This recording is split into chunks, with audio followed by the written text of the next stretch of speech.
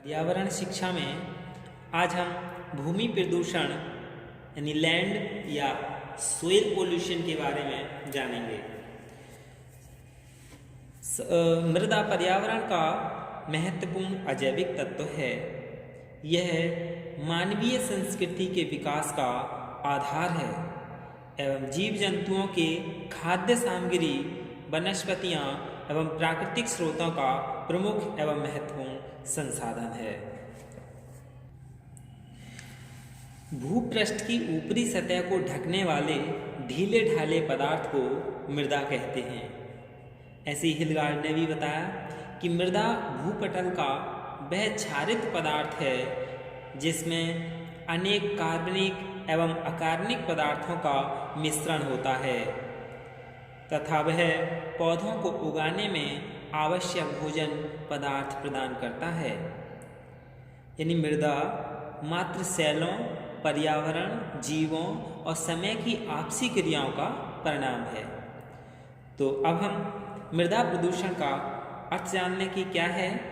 मानव की विभिन्न क्रियाओं यानी मानव की जो बहुत सारी क्रियाएं हैं अलग अलग, जैसे अंधाधुंध वनों का विनाश, दोषपूर्ण सिंचाई यानी गलत तरीके से सिंचाई, जैसे कि इस समय ट्यूबवेल जो है इससे खेतों में पानी चलता ही रहता है, जितनी देर बिजली आएगी उतनी देर पानी चलता ही रहता है। दोषपूर्ण सिंचाई, कृषि रसायनों का उपयोग जिससे मिट्टी में अवांछनीय तत्वों का समावेश हो जाता है, जिससे मृदा की भौतिक, रासायनिक तथा जैविक गुणवत्ता पर प्रतिकूल प्रभाव पड़ता है, इसे मृदा प्रदूषण कहते हैं। मिट्टी में अधिक रासायनिक पदार्थों, खादों व कीटनाशक व खरपतवार नाशक दवाओं का उपयोग करने से यह संदूषित हो जाती है, जिसे भूमि प्रदूषण कहते हैं। यानी जो कीटनाशक दवाएं हैं इनका प्रयोग करने से भूमि कैसी हो जाती है, संदूषित हो जाती है। उसे क्या कहते हैं, भूमि प्रदूषण कहते हैं। The contamination of soil with excess of chemical fertilisers, insecticides, herbicides is known as soil pollution. अब हम यानी जो भारत का कुल भूभाग है, कुल भूभाग का क्षेत्रफल है 329 मिलियन हेक्टेयर है। निरंतर बढ़ती आबादी के अनुसार निश्चय ही प्रति व्यक्ति यह भूभाग कम होता जा रहा है, क्योंकि जमीन तो बढ़ नहीं रही है लेकिन जनसंख्या बढ़ती जा रही है, जिससे क्या है क्षेत्रफल कम होता जा रहा है, प्रति व्यक्ति क्षेत्रफल कम होता जा रहा है। आज़ादी से पूर्व 1941 में यह 1.03 हेक्टेयर था, जो 1951 में 0.91 हेक्टेयर और आज यानी 2002 के अंत में 0.31 हेक्टेयर आ गया है। इसमें से वह भाग निकाल दें जो वन क्षेत्र के लिए सुरक्षित है या जो नम भूमि अथवा बंजर भूमि के हिस्से में हो गया है, और फिर से सारी भूमि पर जो आवास के अलावा कृषि करें तो भी शायद यह देश के लिए काफ़ी नहीं होगा, क्योंकि कृषि योग्य भूमि पर भी निरंतर दबाव पड़ रहा है। इसलिए भूमि के उचित उपयोग की बात बहुत महत्वपूर्ण है। भूमि की उपलब्धता को हम जान लें कि भूमि की उपलब्धता क्या है। यानी प्रतिवर्ष लाखों हेक्टेयर भूमि से ऊपरी सतह यानी टॉप सॉइल नदी तथा वर्षा के जल या बाढ़ से बह जाती है। जल और वायु से भूमि क्षरण लगातार हो रहा है। रासायनिक खादों तथा कीटाणुनाशक दवाइयों से भूमि प्रदूषण हो रही है। मिट्टी का एक बहुत बड़ा भाग अन्य कार्यों में प्रयोग हो रहा है, जैसे मकानों के लिए, ईंटों को बनाने में मिट्टी के उपयोग के लिए जो ऊपरी मिट्टी का है उपजाऊ है उसका इन चीज़ों में प्रयोग हो रहा है। मवेशी या अन्य जानवरों द्वारा चराने हेतु भूमि क्षेत्र में चारागाहों का विकास, बढ़ती जनसंख्या के कारण सड़कें, विविध आवासीय कॉलोनियाँ, जनहित हेतु अस्पताल, पोस्ट ऑफिस, अन्य विभागों हेतु भवन निर्माण। यानी इस तरीके से यदि जो उपजाऊ जमीन है उसमें यदि इन चीज़ों को बनाया जाएगा तो क्या होगा, खाद्य संकट उत्पन्न होगा, क्योंकि भूमि प्रदूषण होता जाएगा। बढ़ती जनसंख्या के कारण सड़कें सुविधा हेतु एयरपोर्ट, बस अड्डे तथा अन्य संचार कार्यों हेतु भूमि का आवंटन और खनन कार्यों हेतु पट्टों का विवरण हो रहा है। इस प्रकार भूमि क्षेत्र जिसका कृषि हेतु उपयोग हो सके कम हो रहा है। हमें जहां एक ओर अनावश्यक भूमि उपयोग को बंद करना पड़ेगा, वहीं ऐसे उपाय भी खोजने होंगे जिससे कृषि योग्य भूमि में उपज का प्रतिशत बढ़ जाए। इसके बाद अब हम भूमि के नष्ट होने के कारण जानेंगे कि भूमि के नष्ट होने के क्या कारण हैं, यानी कॉजेस ऑफ डिस्ट्रक्शन और पॉल्यूशन ऑफ लैंड। भूमि का ठीक से उपयोग न हो पाने के कारण कई कारणों को मोटे तौर से 2 बिंदुओं में विभाजित किया जा सकता है। यानी 2 बिंदु कौन कौन हैं? सबसे पहला है भूमि क्षरण यानी सोइल इरोजन, और दूसरा है भूमि प्रदूषण यानी सोइल पोल्यूशन और इरोशन।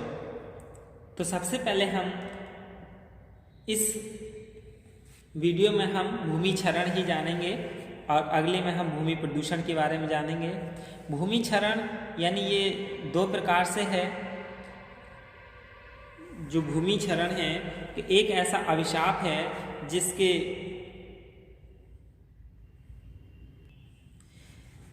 जिसके द्वारा चाहे अनचाहे, जाने अनजाने, जाने कितनी भूमि यूं ही नष्ट हो जाती है।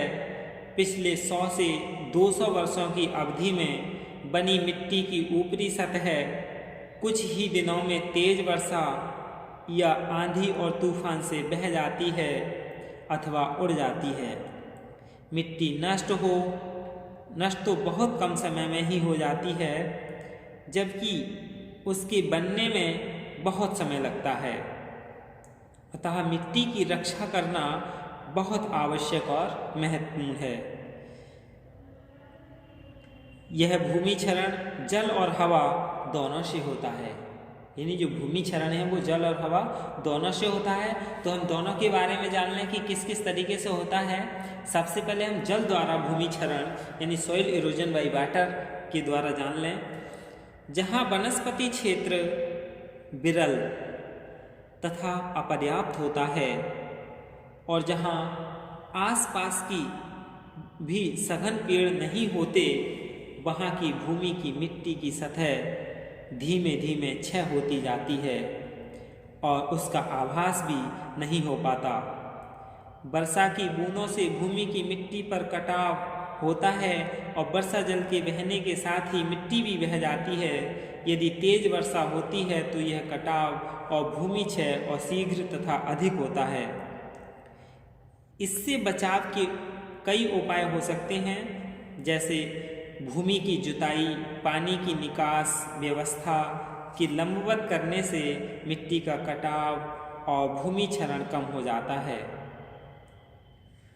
खेतों व भूमि के आसपास घने वृक्ष लगाए जाएं, क्योंकि वर्षा की तेज बूंदों को वृक्ष अपने ऊपर लेकर बूंदों की तेजी को कम करता है, यानी बूंद है उसके वेग को कम कर देता है तथा फिर पानी को मिट्टी में से धीमे धीमे जाने देता है। और खेतों तथा भूमि भाग के ऊपरी हिस्सों में जहाँ से वर्षा के पानी की आवक है, छोटे छोटे एनीकट बनाए जाएं। इससे पानी उस एनीकट में रुक जाए तथा फिर उसे अपनी सुविधा से धीमे धीमे कम गति से काम में ले सकें। दूसरा, यानी हमने जल के द्वारा भूमि क्षरण के बारे में जान लिया, यानी जो वर्षा है उसके लिए एकदम से ज़मीन पर डायरेक्ट ना आने पाए, वृक्ष ज़्यादा हों जिसके सहारे पानी धीरे धीरे मिट्टी में समा जाए। वायु द्वारा भूमि क्षरण यानी सोइल इरोजन बाय वाइंड। वायु के तेज प्रभाव से भी भूमि क्षरण होता है। देखा होगा जब आंधी और तूफान आती है तो उसमें मिट्टी क्या है, जैसे जो राजस्थान है उस जगह एक ढेर से दूसरी जगह मिट्टी का ढेर एकत्रित हो जाता है।